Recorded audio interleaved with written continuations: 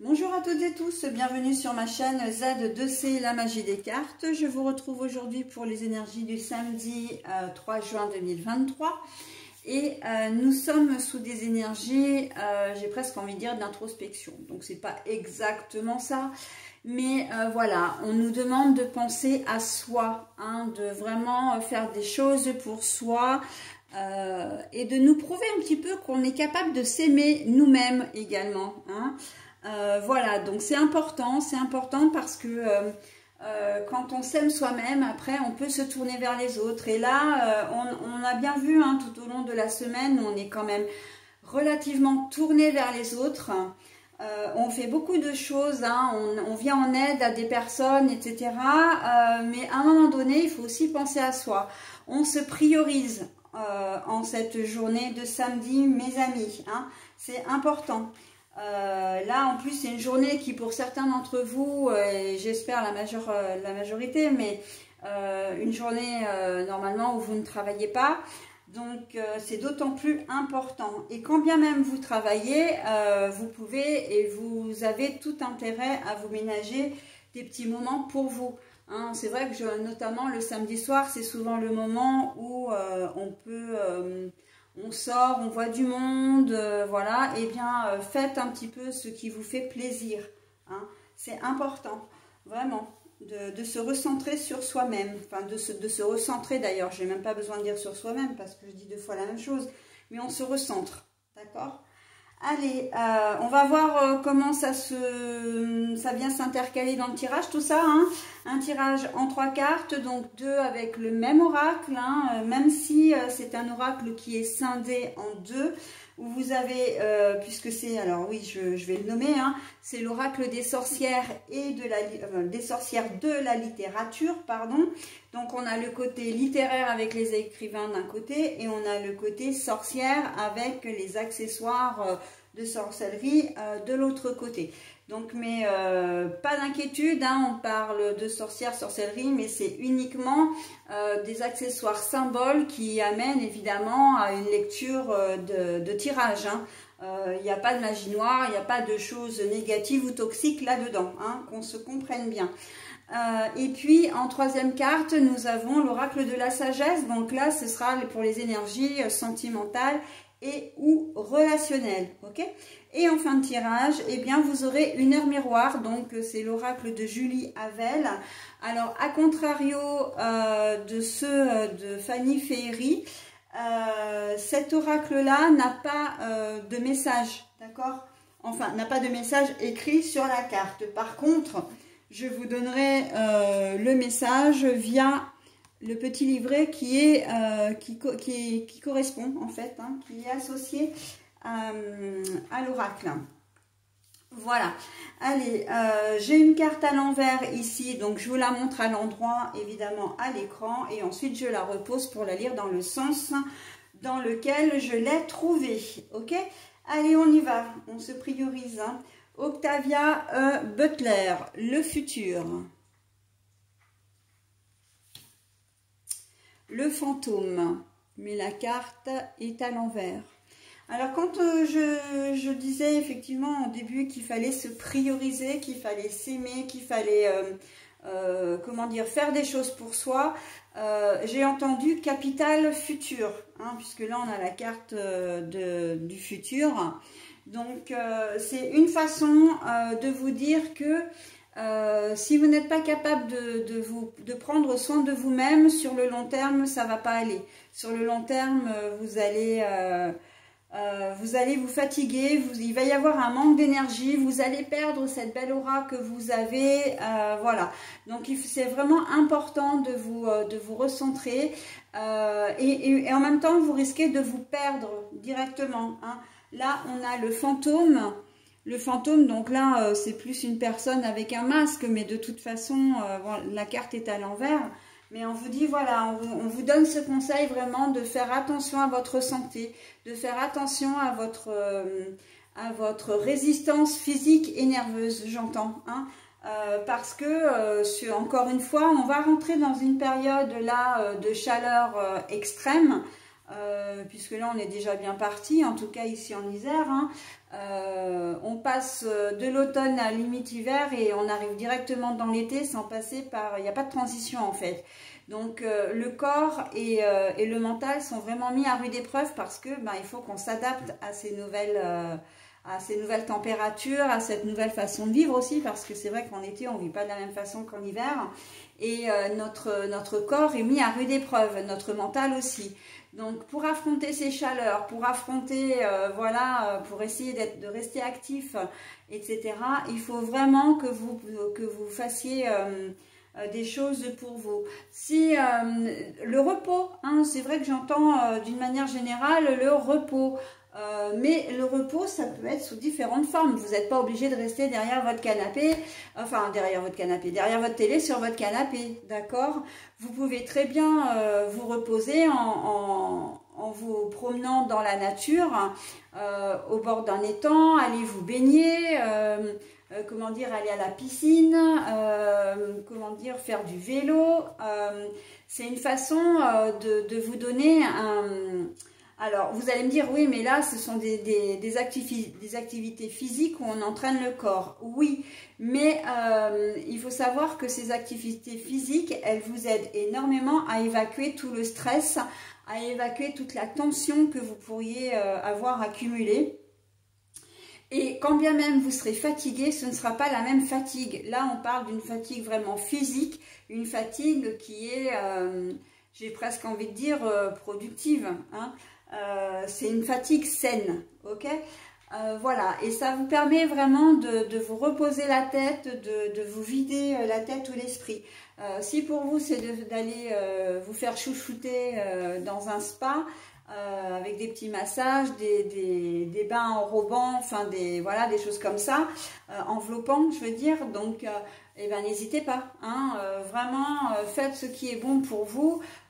Si c'est de vous isoler complètement des autres, de vous balader voilà, seul au milieu de l'herbe, au milieu des animaux, de vous rapprocher des animaux, de la nature, hein, c'est très régénérant, hein, tout ça. Donc voilà, ce sont des petites astuces. Voilà, vous trouvez la méthode qui vous convient le mieux, mais faites-le, c'est vraiment important pour la suite, pour les prochains jours, les prochaines semaines, hein. On reste dans le concret, hein. Le fantôme c'est de l'ordre de l'imaginaire, c'est de l'ordre de l'invisible, ok? Là on vous dit vraiment de le faire parce que vous en ressentez peut-être pas les effets maintenant. Pour vous, ça, peut-être même que ce que je suis en train de vous dire ne va pas du tout vous parler, mais c'est dans quelques jours ou dans quelques semaines où vous réaliserez que ben oui, vous êtes extrêmement fatigué. Vous avez peut-être les nerfs à fleur de peau, vous avez un problème de concentration par exemple, vous êtes peut-être moins patient ou patiente, et donc voilà, vous aurez vraiment ce besoin, et là ce sera un besoin vital après, de vous reposer, ok? Donc n'attendez pas vos prochaines vacances pour le faire. Commencez déjà, j'ai envie de dire, à préparer le terrain, justement pour pouvoir profiter de vos vacances du mieux que vous pouvez, hein, parce que les vacances d'été quand même c'est pas rien, hein, on en a bien besoin, ça fait du bien, et voilà. Donc si vous tombez malade pendant vos vacances d'été, voilà la galère pour vous, hein. Voilà, donc on prend soin de soi, hein, ça c'est impératif. En tout cas alors quand je dis que c'est impératif, ça a une notion vraiment d'urgence, mais encore une fois, vous êtes tout à fait libre de faire ce que vous souhaitez, et heureusement. Sentimental, relationnel, on est sur du rejet. Le rejet, alors, le rejet, c'est que vous risquez, comment dire, d'être confronté à une problématique. Alors évidemment, c'est relationnel, hein. Ça peut être aussi bien sentimental. On peut vous rejeter, vous, c'est-à-dire qu'on peut rompre avec vous. Bon, ça c'est une réalité. Mais on peut aussi, comment dire, le voir comme le rejet des idées, hein, des idées que vous apportez qui ne sont pas forcément très... qui ne conviennent pas forcément, qui ne plaisent pas. Alors, c'est pas que ce sont des mauvaises idées, hein, loin de là. Simplement, voilà, on a décidé de ne pas prendre votre avis en compte ou de ne pas tenir compte de vos opinions. Donc, voilà, il y a ces deux formes de rejet.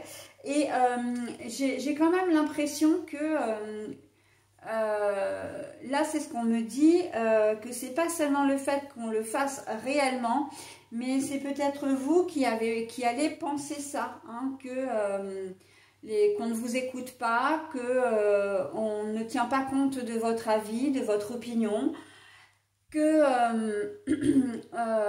on cherche à s'éloigner de vous, mais bon, après, ça peut être aussi... parce que là, on le voit, hein, il y a quand même vous ici, et puis là, les personnages sont presque transparents. On peut s'imaginer vraiment dans cette situation, dans votre situation, enfin, on peut s'imaginer, non, le mot imaginer n'est pas utilisé au bon endroit. La configuration peut être que ce soit vous qui imaginez être rejeté par les autres, hein. Mais encore une fois, ça va un peu avec l'état d'esprit, hein. Il y a une certaine fatigue, voilà, on n'est pas... Il y a de l'ordre aussi de l'isolement, j'entends, hein, que vous ne fassiez pas non plus beaucoup d'efforts pour vous intégrer à un groupe, pour vous intégrer à une discussion, même pour entretenir une relation, parce qu'il y a ce sentiment de fatigue, hein, qui commence à se faire sentir, et on sent que vous avez besoin de dormir, vous avez besoin de vous reposer, vous n'avez pas envie, entre guillemets, de vous prendre la tête, même si les sujets en question ne sont pas des sujets prises de tête, hein. On sent que vous n'avez pas forcément envie de réfléchir, envie de donner, de vous justifier, envie de donner des réponses, enfin voilà, hein. Donc, il y a beaucoup de choses à dire, hein, ne serait-ce que sur le côté relationnel et sentimental, mais en même temps, ça rejoint aussi les énergies générales, hein. Et on sait que de toute façon, souvent, les uns et les autres sont dépendants, les uns des autres, hein. Donc, les énergies générales, vraiment, elles impactent les énergies sentimentales, hein, ça c'est évident. Et la réciproque peut être vraie aussi. Et en l'occurrence, voilà, hein. Donc... on ne se voile pas la face non plus, j'entends, avec le fantôme à l'envers. Là, il y a des choses qui sont concrètes, il y a des choses qui sont à mettre en place, à faire. Et il ne faudrait pas trop tarder, hein, j'entends ne pas faire de la procrastination, c'est-à-dire non, mais je me reposerai demain, je me reposerai la semaine prochaine, là, un tel a besoin de moi, je dois faire ça, etc. Non, non, non, non, on dit stop à tout ça et on se fait du bien. Si c'est écouter de la musique douce ou même de la musique à fond parce que ça vous détend, eh ben, prenez du temps pour le faire. Ça vaut vraiment le coup, hein. Votre corps, votre esprit ont besoin de se régénérer et ça, c'est ce que j'ai dit en début de tirage. Ok? Allez, j'en ai terminé avec le tirage du samedi 3 juin. Donc maintenant, je passe à la lecture de leur miroir. Donc en fait... on va découvrir ensemble leur miroir et ensuite je passerai plutôt à la lecture du message associé, hein. 3h30. Alors c'est assez... alors avant de passer au message, et je ne sais pas du tout ce qu'il en est, hein, parce que je découvre l'oracle en même temps que vous, et que je n'ai pas des connaissances suffisamment approfondies pour toutes les heures miroirs, et de toute façon elles sont nombreuses, ce serait assez difficile de toutes les mémorer, mais il faut savoir quand même que 3h30 généralement c'est l'heure à laquelle on se réveille souvent dans les nuits, hein. 3h, 3h30, c'est vraiment les heures, voilà, et c'est vrai qu'on a une signification, ça a une signification vraiment particulière. Mais là, vous, avec le fait que vous ne soyez pas très bien mentalement et physiquement, que vous vous réveillez en pleine nuit, ça n'a absolument rien d'anormal, d'accord? C'est même déjà totalement dans l'air du temps, hein, en tout cas dans l'air de la journée pour vous. Ok, donc on va voir maintenant ce que ça signifie. Alors 3h30, oui, alors 3h03, non. Alors, je vais aller plutôt au lexique, ce sera déjà plus facile. Alors 3h30, c'est la 73. Et oui, parce qu'il faut vraiment les prendre. Alors 3h30, la signification, pardon. L'ange Hiératel représente 3h30. Il est aussi le juge de l'univers, celui qui condamne la malveillance. C'est un grand guide qui illumine les esprits perdus dans leur colère. Il dirige les personnes aveuglées par leur quête de justice. Il libère des mémoires perverses dans votre lignée. Il vous interpelle avant que vous ne fassiez un faux pas. Voilà. Alors, oui, je vais vous lire la suite. L'heure inversée, 3h30, informe qu'il y a des limites à ne pas franchir. Au contraire, formulez la demande de voir clairement afin de ne pas poser le pied sur une fourmilière. Ce guide vous accorde le don de liberté. Priez-le hors de grandes marches méditatives. Il vous apporte calme et apaisement tout en présentant un miroir qui vous renvoie à de vieux démons passés. Il a la capacité de vous bousculer émotionnellement pour ne pas fuir les confrontations. Bon, alors, je n'ai jamais lu jusqu'à présent les messages aussi longs. Mais alors là, il m'a vraiment interpellée. Je savais qu'il fallait que je le fasse. Bon, ça, c'est l'intuition, hein, évidemment. C'est mon don intuitif. Il vous accorde le droit de liberté, d'accord, ne pas poser le pied dans une fourmilière, ne pas vous laisser aller à la colère, tout ça en fait, eh bien, ça se rejoint véritablement dans votre tirage, parce que le fait de vous laisser entraîner, de ne pas vouloir faire les choses au moment où on vous conseille de les faire pourrait avoir de fâcheuses conséquences, d'accord? Et là en fait cet horaire-là vous invite vraiment à tenir compte des conseils que l'on vous donne, et en l'occurrence que le tirage vous donne, pour éviter tout ça, d'accord? Donc c'est une heure miroir qui est totalement en corrélation avec votre tirage, et surtout qui vient appuyer la lecture que je vous en ai faite, ok? Après, évidemment que vous gardez votre entier libre arbitre, hein? Ça, c'est dit. Allez, voilà, j'en ai terminé avec ce tirage. Je vais vous souhaiter un très bon samedi 3 juin. Et je passe maintenant au dernier jour de la semaine, à savoir le dimanche 4 juin. À tout de suite.